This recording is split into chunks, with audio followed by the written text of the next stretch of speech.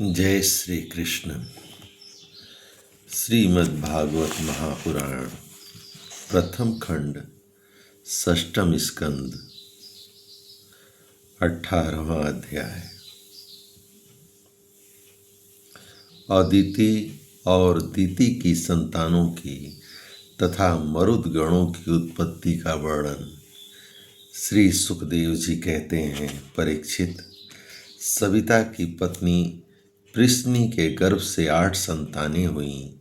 सावित्री, व्याहृत्री, त्रयी, अग्निहोत्र, पशु, सोम, चातुर्मास्य और 5 महायज्ञ। भग की पत्नी सिद्धि ने महिमा, विभु और प्रभु ये 3 पुत्र और आशीष नाम की एक कन्या उत्पन्न की। यह कन्या बड़ी सुंदरी और सदाचारिणी थी। धाता की 4 पत्नियां थीं, कुहू, सीनीवाली, राका और अनुमति। उनसे क्रमशः सायं, दर्श, प्रातः और पूर्णमास ये 4 पुत्र हुए। धाता के छोटे भाई का नाम था विधाता। उनकी पत्नी क्रिया थी। उससे पुरुष नाम के 5 अग्नियों की उत्पत्ति हुई। वरुण जी की पत्नी का नाम चरसणी था। उससे भृगु जी ने पुनः जन्म ग्रहण किया।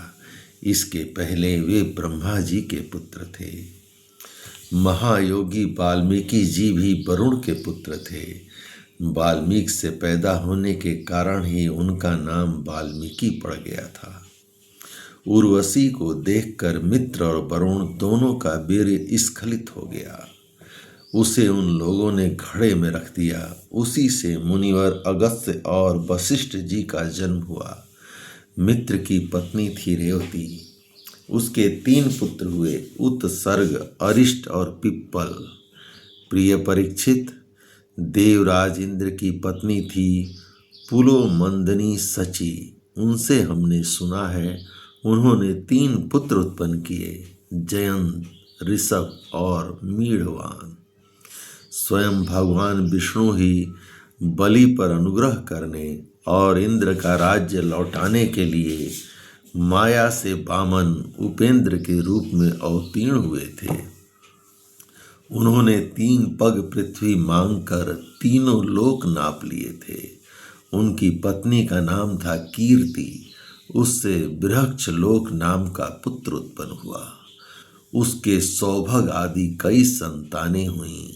कश्यप नंदन भगवान वामन ने माता अदिति के गर्भ से क्यों जन्म लिया और इस अवतार में उन्होंने कौन से गुण, लीलाएं और पराक्रम प्रकट किए, इसका वर्णन मैं आगे 8वें स्कंद में करूँगा। प्रिय परीक्षित, अब मैं कश्यप जी की दूसरी पत्नी दिति से उत्पन्न होने वाली उस संतान परंपरा का वर्णन सुनाता हूँ जिसमें भगवान के प्यारे भक्त श्री प्रहलाद जी और बलि का जन्म हुआ।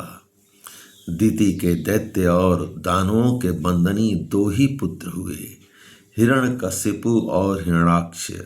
उनकी संक्षिप्त कथा मैं तुम्हें 3रे स्कंद में सुना चुका हूँ। हिरण्यकश्यपु की पत्नी दानवी कयाधु थी। उसके पिता जम्भ ने उसका विवाह हिरण्यकश्यपु से कर दिया। कयाधु के 4 पुत्र हुए, सहलाद, अनुलाद, ह्राद और प्रहलाद। इनकी सिंहिका नाम की एक बहन भी थी। उसका विवाह विप्रचित्ति नाम के दानव से हुआ। उससे राहु नाम के पुत्र की उत्पत्ति हुई। यह वही राहु है जिसका सिर अमृतपान के समय मोहिनी रूपधारी भगवान ने चक्र से काट लिया था। सरलाद की पत्नी थी कृति। उससे पंचजन नामक पुत्र उत्पन्न हुआ। हरलाद की पत्नी थी धमनी। उसके 2 पुत्र हुए, वातापी और इलवल। इस इलवल ने ही महर्षि अगस्त्य के आतिथ्य के समय वातापी को पकाकर उन्हें खिला दिया था। अनुलाद की पत्नी सुरम्या थी। उसके 2 पुत्र हुए, वास्कल और महिषासुर। प्रहलाद का पुत्र था विरोचन। उसकी पत्नी देवी के गर्भ से दैत्यराज बलि का जन्म हुआ। बलि की पत्नी का नाम असना था। उससे बाण आदि 100 पुत्र हुए। दैत्यराज बलि की महिमा गान करने योग्य है। उसे मैं आगे 8वें स्कंद में सुनाऊंगा। बलि का पुत्र बाणासुर भगवान शंकर की आराधना करके उनके गणों का मुखिया बन गया। आज भी भगवान शंकर उसके नगर की रक्षा करने के लिए उसके पास ही रहते हैं। दिति के हिरण्यकश्यपु और हिरण्याक्ष के अतिरिक्त 49 पुत्र और थे। उन्हें मरुदगण कहते हैं। वे सब निसंतान रहे। देवराज इंद्र ने उन्हें अपने ही समान देवता बना लिया। राजा परीक्षित ने उनसे पूछा, भगवान, मरुदगण ने ऐसा कौन सा सत्कर्म किया था जिसके कारण वे अपने जन्मजात असुरोचित भाव को छोड़ सके और देवराज इंद्र के द्वारा देवता बना लिए गए? ब्रह्मन, मेरे साथ यहाँ की सभी ऋषि मंडली यह बात जानने के लिए अत्यंत उत्सुक हो रही है। अतः आप कृपा करके विस्तार से यह रहस्य हमें बताइए। सूत जी कहते हैं, सौनक जी, राजा परीक्षित का प्रश्न थोड़े शब्दों में बड़ा सारगर्भित था। उन्होंने बड़े आदर से पूछा भी था। इसलिए सर्वज्ञ श्री सुखदेव जी महाराज ने बड़े ही प्रसन्न चित्त से उसका अभिनंदन करते हुए कहा, परीक्षित, भगवान विष्णु ने इंद्र का पक्ष लेकर दिति के दोनों पुत्र हिरण्यकशिपु और हिरण्याक्ष को मार डाला। अतः दिति शोक की आग से उद्दीप्त क्रोध से जलकर इस प्रकार सोचने लगी, सचमुच इंद्र बड़ा विषयी, क्रूर और निर्दयी है। राम राम, इसने अपने भाइयों को ही मरवा डाला। वह दिन कब होगा जब मैं भी उस पापी को मरवा कर आराम से सोऊंगी। लोग राजाओं के, देवताओं के शरीर को प्रभु कहकर पुकारते हैं, परंतु एक दिन वह कीड़ा, बिष्ठा या राख का ढेर हो जाता है। इसके लिए जो दूसरे प्राणियों को सताता है, उसे अपने सच्चे स्वार्थ या परमार्थ का पता नहीं है, क्योंकि इसे तो नरक में जाना पड़ेगा। मैं समझती हूँ इंद्र अपने शरीर को नित्य मानकर मतवाला हो रहा है। उसे अपने विनाश का पता ही नहीं है। अब मैं वह उपाय करूँगी जिससे मुझे ऐसा पुत्र प्राप्त हो जो इंद्र का घमंड चूर चूर कर दे। दिति अपने मन में ऐसा विचार करके सेवा, शुश्रूषा, विनय, प्रेम और जितेंद्रियता आदि की द्वारा निरंतर अपने पति देव कश्यप जी को प्रसन्न रखने लगी। वह अपने पतिदेव के हृदय का एक एक भाव जानती रहती थी और परम प्रेम भाव, मनोहर एवं मधुर भाषण तथा मुस्कान भरी तिरछी चितवन से उनका कश्यप जी महाराज को अपनी ओर आकर्षित करती रहती थी। महाराज कश्यप जी बड़े विद्वान और विचारवान होने पर भी चतुर दिति की सेवा से मोहित हो गए और उन्होंने विवश होकर यह स्वीकार कर लिया कि मैं तुम्हारी इच्छा पूर्ण करूंगा। स्त्रियों के संबंध में यह कोई आश्चर्य की बात नहीं है। सृष्टि के प्रभात में ब्रह्मा जी ने देखा कि सभी जीव असंग हो रहे हैं। तब उन्होंने अपने आधे शरीर से स्त्रियों की रचना की और स्त्रियों ने पुरुषों की मति अपनी ओर आकर्षित कर ली। हाँ तो भैया, मैं कह रहा था कि दिति ने भगवान कश्यप की बड़ी सेवा की, इससे वे उस पर प्रसन्न हो। उन्होंने दिति का अभिनंदन करते हुए मुस्कुराकर कहा, अनिद्य सुंदरी प्रिय, मैं तुम पर प्रसन्न हूँ। तुम्हारी जो इच्छा हो मुझसे मांग लो। पति के प्रसन्न हो जाने पर पत्नी के लिए लोक या परलोक में कौन सी अभिष्ट वस्तु दुर्लभ है। शास्त्रों में यह बात स्पष्ट कही गई है कि पति ही स्त्रियों का परम आराध्य इष्ट देव है। प्रिय, लक्ष्मीपति भगवान वासुदेव ही समस्त प्राणियों के हृदय में विराजमान हैं। विभिन्न देवताओं के रूप में नाम और रूप के भेद से इन्हीं की कल्पना हुई है। सभी पुरुष चाहे किसी भी देवता की उपासना करें, उन्हीं की उपासना करते हैं। जय श्री कृष्ण। सभी पुरुष चाहे किसी भी देवता की उपासना करें, उन्हीं की उपासना करते हैं। ठीक वैसे ही स्त्रियों के लिए भगवान ने पति का रूप धारण किया है। वे उनकी उसी रूप में पूजा करती हैं। इसलिए प्रिय, अपना कल्याण चाहने वाली पतिव्रता स्त्रियां अनन्य प्रेम भाव से अपने पति देव की ही पूजा करती हैं, क्योंकि पति देव ही उनके परम प्रियतम आत्मा और ईश्वर हैं। कल्याणी, तुमने बड़े प्रेम भाव से भक्ति से मेरी वैसी ही पूजा की है। अब मैं तुम्हारी सभी अभिलाषाएं पूर्ण कर दूंगा। असतियों के जीवन में ऐसा होना अत्यंत दुर्लभ है। दिति ने कहा, ब्रह्मन, इंद्र ने विष्णु के हाथों मेरे 2 पुत्र मरवा कर मुझे नीपूती बना दिया है। इसलिए यदि आप मुझे मुंह मांगा वर देना चाहते हैं तो कृपा करके एक ऐसा अमर पुत्र दीजिए जो इंद्र को मार डाले। परीक्षित, दिति की बात सुनकर कश्यप जी खिन्न होकर पछताने लगे और मन ही मन कहने लगे, हाय, आज मेरे जीवन में बहुत बड़े अधर्म का अवसर आ पहुंचा है। आज मेरे जीवन में बहुत बड़े अधर्म का अवसर आ पहुंचा है। देखो तो सही, अब मैं इंद्रियों के विषयों में सुख मानने लगा हूँ। स्त्री रूपणी माया ने मेरे चित्त को अपने बस में कर लिया है। हाय, आज मैं कितनी दीनहीन अवस्था में हूँ। अवश्य ही अब मुझे नरक में गिरना पड़ेगा। इस स्त्री का कोई दोष नहीं है, क्योंकि इसने अपने जन्मजात स्वभाव का ही अनुसरण किया है। दोष मेरा है जो मैं अपनी इंद्रियों को अपने बस में न रख सका, अपने सच्चे स्वार्थ और परमार्थ को न समझ सका। मुझ मूढ़ को बार बार धिक्कार है। सच है, स्त्रियों के चरित्र को कौन जानता है। इनका मुंह तो ऐसा होता है जैसे शरद ऋतु का खिला हुआ कमल।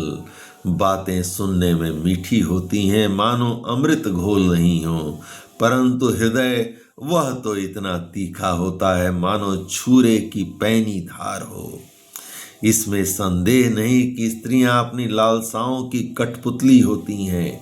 सच पूछो तो वे किसी से प्यार नहीं करती। स्वार्थवश वे अपने पति, पुत्र और भाई तक को मार डालती हैं या मरवा डालती हैं। जय श्री कृष्ण। अब तो मैं कह चुका हूं कि जो तुम मांगोगी दूंगा। मेरी बातें झूठ नहीं होनी चाहिए, परंतु इंद्र भी वध करने योग्य नहीं है। अच्छा, अब इस विषय में मैं यह युक्ति करता हूं।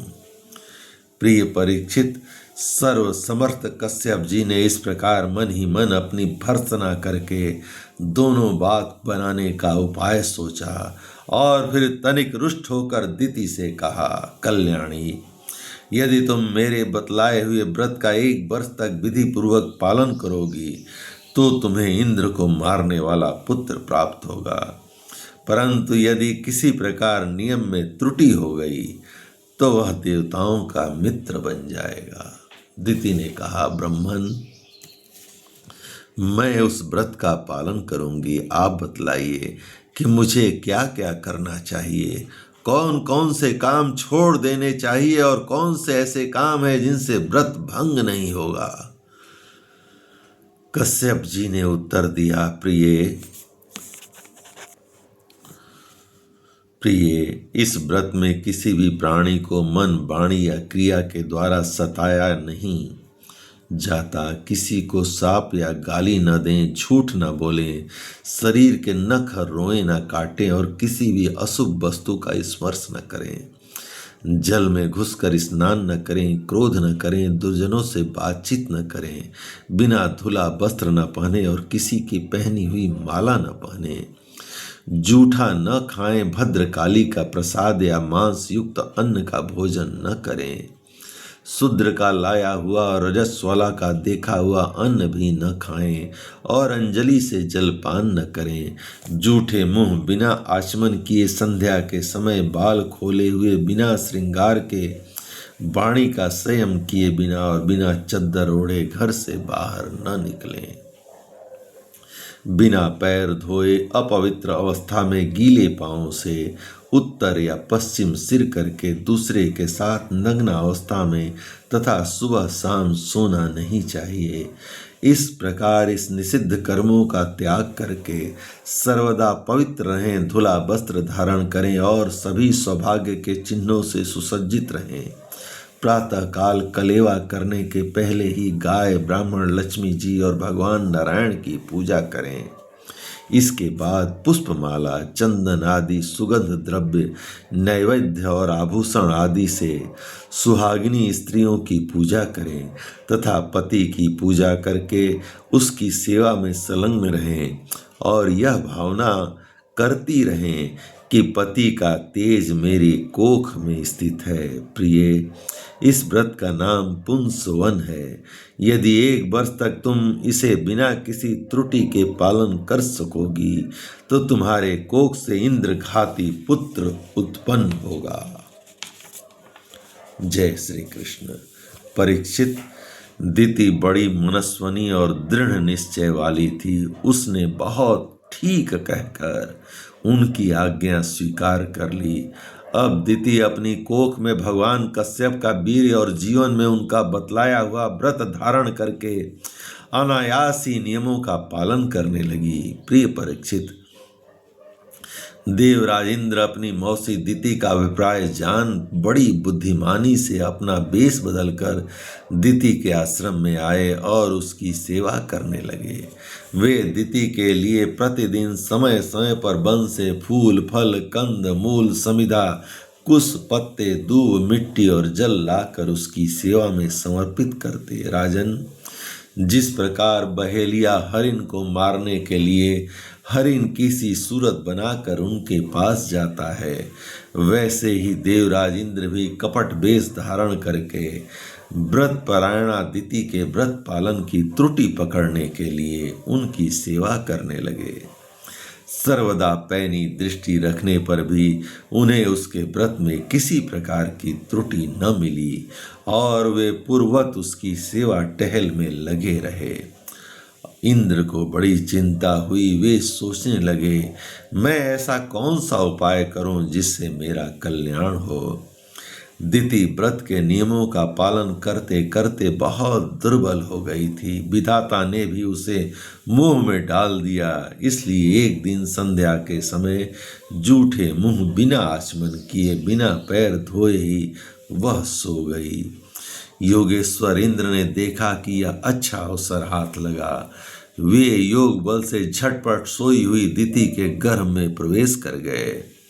उन्होंने वहां जाकर सोने के समान चमकते हुए गर्भ के वज्र के द्वारा 7 टुकड़े कर दिए। जब वह गर्भ रोने लगा तब उन्होंने मत रो यह कहकर 7 टुकड़ों में से एक एक करके और भी 7 टुकड़े कर दिए।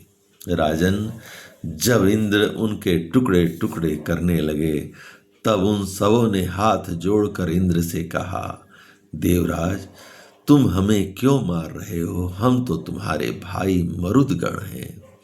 तब इंद्र ने अपनी भावी अनन्य प्रेमी पार्षद मरुदगण से कहा, अच्छी बात है, तुम लोग मेरे भाई हो, अब मत डरो। परीक्षित, जैसे अश्वत्थामा के ब्रह्मास्त्र से तुम्हारा कुछ भी अनिष्ट नहीं हुआ, वैसे ही भगवान श्री हरि की कृपा से दिति का वह गर्भ वज्र के द्वारा टुकड़े टुकड़े होने पर भी मरा नहीं। इसमें तनिक भी आश्चर्य की बात नहीं है, क्योंकि जो मनुष्य एक बार भी आदि पुरुष भगवान नारायण की आराधना कर लेता है वह उनकी समानता प्राप्त कर लेता है। फिर दिति ने तो कुछ ही दिन कम 1 वर्ष तक भगवान की आराधना की थी। अब वे 49 मरुदगण इंद्र के साथ मिलकर 50 हो गए। इंद्र ने भी सौतेली माता के पुत्रों के साथ शत्रु भाव न रखकर उन्हें सोमपाई देवता बना लिया। जब दिति की आंख खुली तब उसने देखा कि उसके अग्नि के समान तेजस्वी 49 बालक इंद्र के साथ खड़े हैं। इससे सुंदर स्वभाव वाली दिति को बड़ी प्रसन्नता हुई। उसने इंद्र को संबोधित करके कहा, बेटा, मैं इस इच्छा से इस अत्यंत कठिन व्रत का पालन कर रही थी कि तुम अदिति के पुत्रों को भयभीत करने वाले पुत्र उत्पन्न हो। मैंने केवल एक ही पुत्र के लिए संकल्प किया था, फिर ये 49 पुत्र कैसे हो गए? बेटा इंद्र, यदि तुम्हें इसका रहस्य मालूम हो तो सच सच मुझे बतला दो, झूठ न बोलना। इंद्र ने कहा, माता, मुझे इस बात का पता चल गया था कि तुम किस उद्देश्य से व्रत कर रही हो, इसलिए अपना स्वार्थ सिद्ध करने के उद्देश्य से मैं स्वर्ग छोड़कर तुम्हारे पास आया। मेरे मन में तनिक भी धर्म भावना नहीं थी, इसी से तुम्हारे व्रत में त्रुटि होते ही मैंने उस गर्भ के टुकड़े टुकड़े कर दिए। पहले मैंने उसके 7 टुकड़े किए थे, तब वे 7 टुकड़े 7 बालक बन गए। उसके बाद मैंने फिर एक एक करके 7 टुकड़े कर दिए, तब भी वे न मरे बल्कि 49 हो गए। यह परम आश्चर्यमयी घटना देखकर मैंने ऐसा निश्चय किया कि परम पुरुष भगवान की उपासना की यह कोई स्वाभाविक सिद्धि है। जो लोग निष्काम भाव से भगवान की आराधना करते हैं और दूसरी वस्तुओं की बात ही क्या, मोक्ष की भी इच्छा नहीं करते, वे अपने स्वार्थ और परमार्थ में निपुण हैं। भगवान जगदीश्वर सबके आराध्य देव और अपने आत्मा ही हैं। वे प्रसन्न होकर अपने आपत तक का दान कर देते हैं।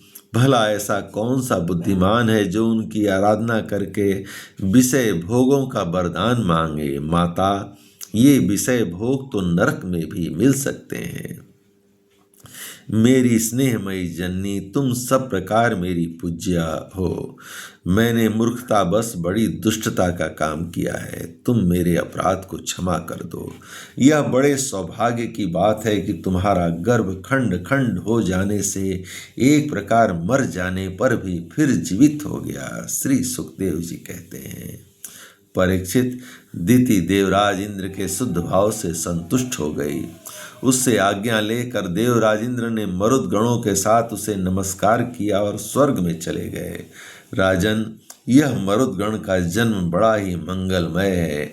इसके विषय में तुमने मुझसे जो प्रश्न किया था उसका समग्र रूप मैंने तुम्हें दे दिया। अब तुम और क्या सुनना चाहते हो? जय श्री कृष्ण। इस प्रकार भगवान श्री कृष्ण की कृपा से श्रीमद् भागवत महापुराण प्रथम खंड 6वें स्कंद का 18वां अध्याय संपूर्ण हुआ। जय श्री कृष्ण।